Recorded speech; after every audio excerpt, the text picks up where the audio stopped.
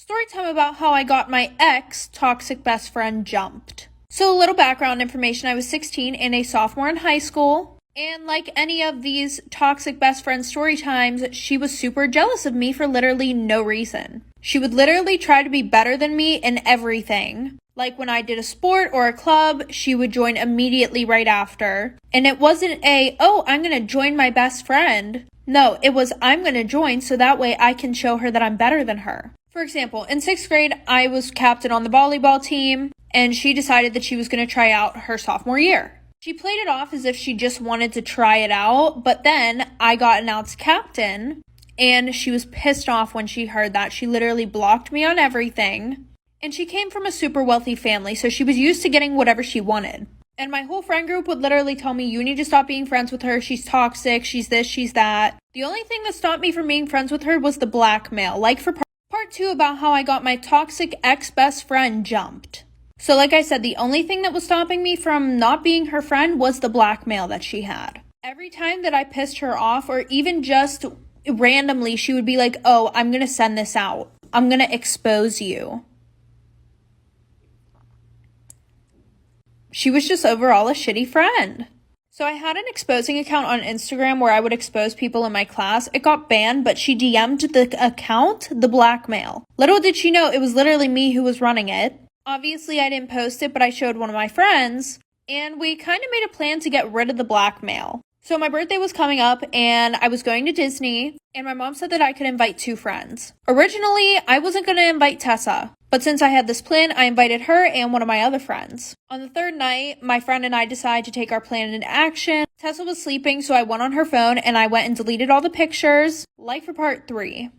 Part 3 about how I got my toxic ex-best friend jumped. So like I said, on the 3rd night, she was sleeping, so we went on her phone. I deleted all of the blackmail that she had on me, and I even went a step further and screenshotted all of the nudes that she was sending back and forth with older guys, and these guys were way older than her, like way older. And I sent them to myself and deleted the text off of her phone. Fast forward, we drop her off at her house. I stay over my friend's house, and we decide that we're going to post everything to my exposing page. And we also came up with a really good idea. Why not send this to Tessa's parents? So we sent them to her parents. And guys, when I tell you this exposing page had so many people on it, it really did. Somebody was like, OMG, like, please send a face reveal, like, I won't tell anybody. So what did I do? I sent a picture of Tessa, and that person posted it to their Snapchat story. Fast forward to the first day of school. We're outside for gym class, and 3 girls beat her ass. Story time about how my best friend was obsessed with me. And I'm not saying obsessed as in, oh my god, like, you know, she does her hair like me. No, I'm saying in a creepy way. So a little background information, I was 14 and it was the summer before I was going into high school. And I had this best friend who we're gonna call Madison. Now, I met Madison like a month before school ended. She was one of those kids that nobody really liked and nobody wanted to be near. But we were partnered up in this one class and she's actually really funny. So since summer just started, I invited her over to have a sleepover at my house. Everything went well, we were swimming, we watched movies, but my house was in a really wooded area, so if you had certain phone carriers, you wouldn't get any reception. So she asked if she could use my iPad to text her dad, and it was like 11 o'clock at night, so I let her use it, and then we went to sleep. Well, I woke up around 3 in the morning because my phone kept going off, like for part 2. Part 2 about how my best friend was obsessed with me in a creepy way. So like I said, I woke up at 3 in the morning because my phone kept going off and it wasn't dinging or anything. It was just the light flashing when it would go off and on. So I look around for Madison and then I see my bathroom light is on but the door is shut. So I just brush it off and I go on my phone and I see a bunch of text messages that were sent from me, but they weren't sent from me. Like, obviously, somebody had went on my iPad and started sending people messages. So I look at these messages, and it's all texting Madison. And I kid you not, it's literally pictures of me while I'm sleeping that she sent to herself. Like, there was a picture of my hair, a picture of one of my birthmarks. And then on her side of the nightstand, there was literally a lock of my hair. Like, she cut my hair off. And it was in a Ziploc bag. So at this point, I'm actually really creeped out and I go and tell my mom. And my mom talked to her mom and apparently she's done this before. Here we go with another toxic best friend story time. So a little background information. So a couple of years ago, I became best friends with this one girl who we're going to call Sammy. Every year her family would go on a camping trip, and every year I couldn't go. Something would always come up even if it was last minute. Well, this year finally nothing was standing in the way so I could go on this freaking camping trip, and we had literally been planning this for like 6 months. So this plan was we would go up there in the afternoon after I was done with work and after she was done with school. Well, then she calls me and she asks me if I can call off work and go up a day early with her. And I told her, no, I can't do that. I already took off a bunch of time because I was sick and for my sister's wedding. So I need the money. So after I tell her I can't go up on Thursday, I would rather go on Friday like we said, she responds with, well, we're going on Thursday and either you can take the day off and join or not. And then I told her, I'm not driving when the whole plan was for you to drive. Like for part 2 about my extremely toxic best friend. So like I said, she tried to talk me into taking off work so that way we could go up on Thursday, but I told her no, I would rather stick with the plan and go up Friday. And then she says, well, you can do that, but we're all going up on Thursday, so you're gonna have to find your own ride. And then I told her, I'm not driving up there. I don't know this place. So at that point, I was like, fuck it. If they leave without me, they live without me. I do not care at this point. And I pretty much said that. If you want to go without me, then go without me. And she called me and she was like, you're being extremely rude. A little background information on Sammy. She was a super selfish, self-centered person. And she has like only child syndrome. Every time we hung out, we had to do what she wanted to do. I was super annoyed about this because I had already planned for this vacation. Meaning I took the time off work, I rearranged my whole schedule, and now I don't really know if I want to be friends with her. What do you guys think? Story time about how my aunt kidnapped my dog. So a little background information, I was 14 and in 8th grade. I had a 4-month-old puppy that I would take care of because since I wanted the dog, my parents were like, you have to take care of him, blah, blah, blah, blah, blah. So put him in the crate, went to school, came home, thought everything was good, until my dog is missing. So now I'm like, what the fuck? Because it's literally a 4-month-old puppy. Anyways, I searched around the house to see if he maybe escaped or he was hiding under the beds or something, but he was nowhere to be found. So I asked the neighbors to keep a lookout for him and even put up missing posters everywhere. And when my parents got home, I told them the situation and they were like, oh, honey, he probably ran away, but he'll probably be back tonight. Yeah, fast forward 5 hours, he still wasn't home. So my dad was like, go to sleep. He'll be back in the morning. So I went to sleep, or I tried, but then I couldn't sleep, so I got up and got some melatonin. Like for part 2. Part 2 about how my aunt kidnapped my dog. So like I said, my dad was like, go to sleep, and I went to try to go to sleep, but I couldn't because my dog was freaking missing. So I go downstairs to get some melatonin when I hear my dad talking shit on the phone to my aunt. He was talking about something with the dog, but my dumbass starts walking across the floor and all of a sudden the floor creaks, so I run upstairs, get back into bed, and go to sleep. So the next day after school, I tell my dad I'm going to go to my aunt's house because she didn't live too far away, and I thought, okay, well, maybe she's seen him run around her neighborhood, whatever. And he was like super off about it at first, but he was like, fine, whatever, go to your aunt's house. So I get to her house and I walk in and I hear dogs barking. One dog, because she didn't have any fucking dogs. And I walk over to the backyard, and what do you know? My puppy is sitting in her fucking backyard. So I brought my dog home and told my dad. And he got really mad. It turns out he didn't even want the dog in the first place, so he gave her to my aunt. He apologized and we're good now, but... Story time about how my bank might have ruined my chances of going to an Olivia Rodrigo concert. So a little background information. In December, I got tickets to Olivia's concert. I thought it would be the perfect Christmas gift for my sister and I to go to California and go to her concert. And I got 2 floor seats. So I was super excited when I gave her the tickets. We were both like screaming, that we were going to be going to a concert. We had the best seats. Well, knowing that I had the tickets, I hadn't checked on them for a few months. And this concert is on May 20th of 2022. Well, a few days ago, I was going on Ticketmaster to check the tickets, and it said that they had been voided, and I had no idea why, so I was frantically trying to figure out what the hell had happened to my tickets. And I didn't want my sister thinking, oh my god, she really didn't get the tickets. So I was sending emails with Ticketmaster, and they said that somebody had filed a dispute. If you don't know what that means somebody was like, hey, that's my money, I'm taking it back. Like for part 2. Part 2 about why I might not be allowed to go to an Olivia Rodrigo concert. So like I said, pretty much somebody was like, hey, I want my money back, and the tickets were no longer there. Mind you, I was already charged in December and now it's April. So I call my bank and I'm like, hey, like, what the fuck is going on? My money is missing.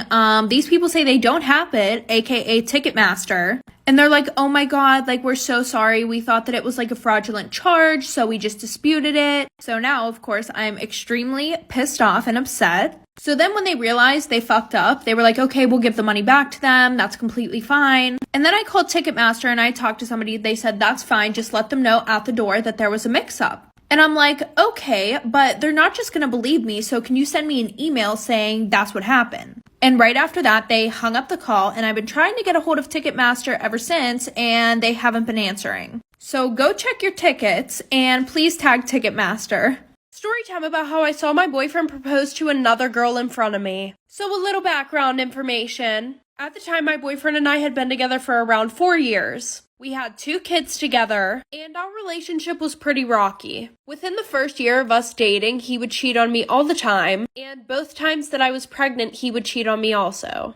Now, after I popped out the second kid, our relationship was going pretty well. And if you're wondering why I didn't leave him when he was cheating on me all the time, well, it was mainly because I grew up in a broken home. And remembering how hard it was on me whenever my parents broke up, I didn't want that for them. Well, over the past few months, my boyfriend had been traveling all over the country with his dad, going to meetings and stuff because he was getting ready to take over half the company. Well, fast forward, it's a Thursday, and my boyfriend has a meeting with some associates who flew in from out of state, and later that night we were supposed to get on a flight with our friends to go to the Bahamas. Like for part 2. Part 2 about how my boyfriend literally proposed to another girl right in front of me. So like I said, my boyfriend had a meeting with some associates who flew in from out of town, and that night we were supposed to be on a plane to the Bahamas with our friends. So while he was getting ready for this meeting, I went and I dropped the kids off early, and he went to this meeting, and I drove our luggage over to our friend's house because they were just going to drive us to the airport. So my girlfriend and I are super pumped to go on this trip, so we decided to start drinking early, and we went somewhere to get drinks. She suggests this high-end place because the guy at the bar has a crush on her and always gives her free drinks. So we're sitting there having a really good time drinking at the bar. So while we're sitting there, we hear a bunch of clapping and cheering coming from outside. So us being drunk and nosy, we go out there to see what's going on. And what are the chances I walk out there and my boyfriend is down on one knee in front of another girl? And I'm not very confrontational whenever I drink, so I told my best friend to just take me back to her house. When we got back, it was around 6 p.m. And my boyfriend tells me that he's just going to meet us at the airport like for part 3.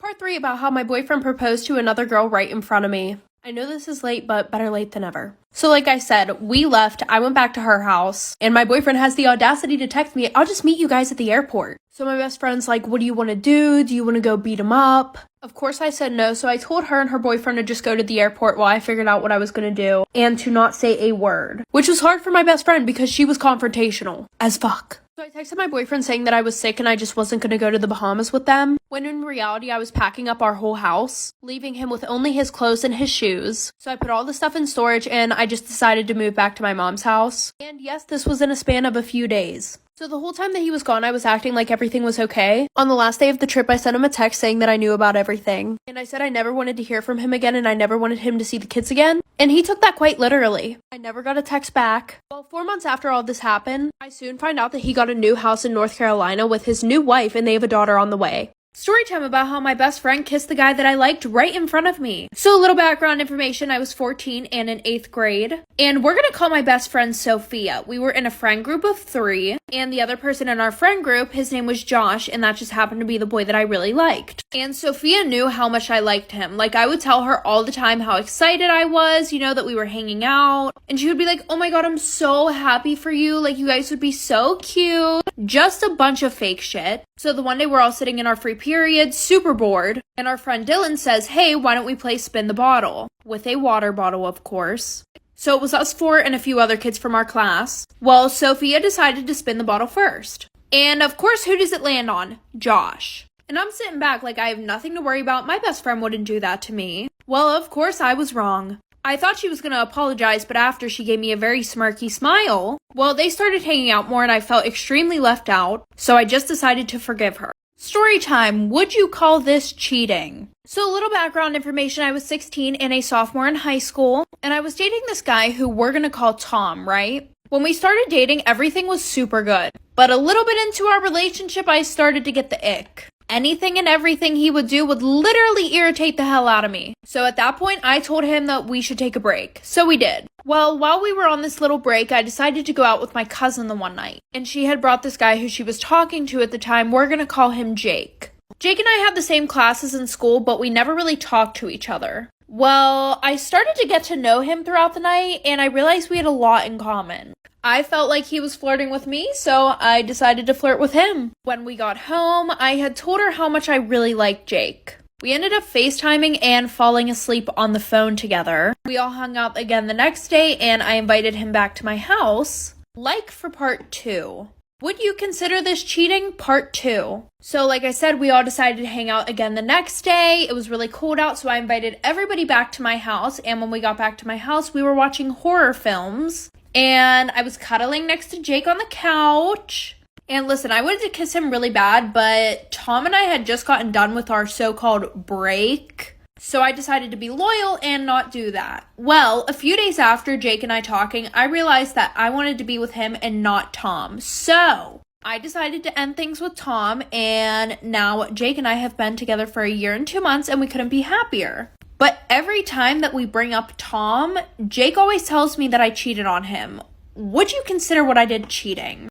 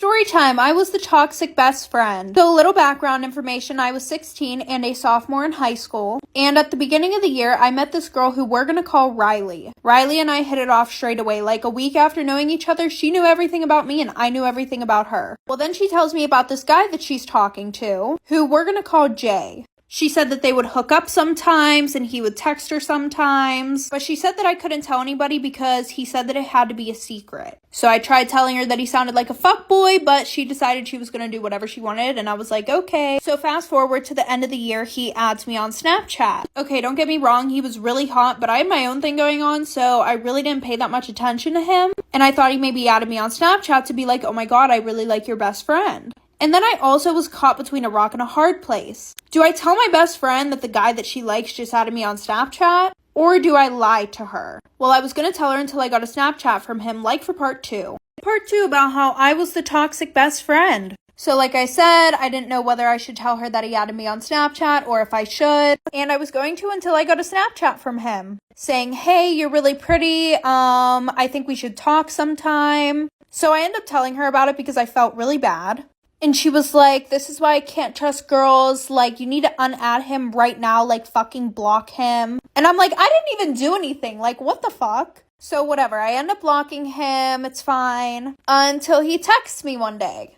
And he's like, hey, it's Jay. I think you blocked me on Snapchat, LOL. And him and I had talked a little bit in school and I kind of started to like him. Well, fast forward, him and I ended up hooking up a few times. We were talking a lot. And he hadn't been texting Riley as much. Well, the one night while I was sleeping over at her house, my phone was going off a lot. And I didn't think to delete any of the messages, like for part 3. Part 3 about how I was the toxic best friend. So like I said, I was sleeping over her house the one night, my phone was blowing up, and she knows my password and everything, and I stupidly did not delete the text messages between Jay and I. And I kid you not, I wake up to a slap across the face. It felt like she slapped me with her fist, and it looked like it too because I had a black eye. So I woke up and she's like, what the fuck? Like, I hate you so much. Like, why would you do this? And I look down and she has my phone right in her hand on the text messages with Jay. And I ended up feeling really bad because she started crying, saying that, like, I knew that she liked him a lot. And I also knew the reason why he wasn't texting her as much. Well, then she ran downstairs and she told her mom. And the next thing I know, I had her mom, and her 3 other sisters screaming at me. And then I got blocked by Jay because she wasn't supposed to know, and she leaked his nudes.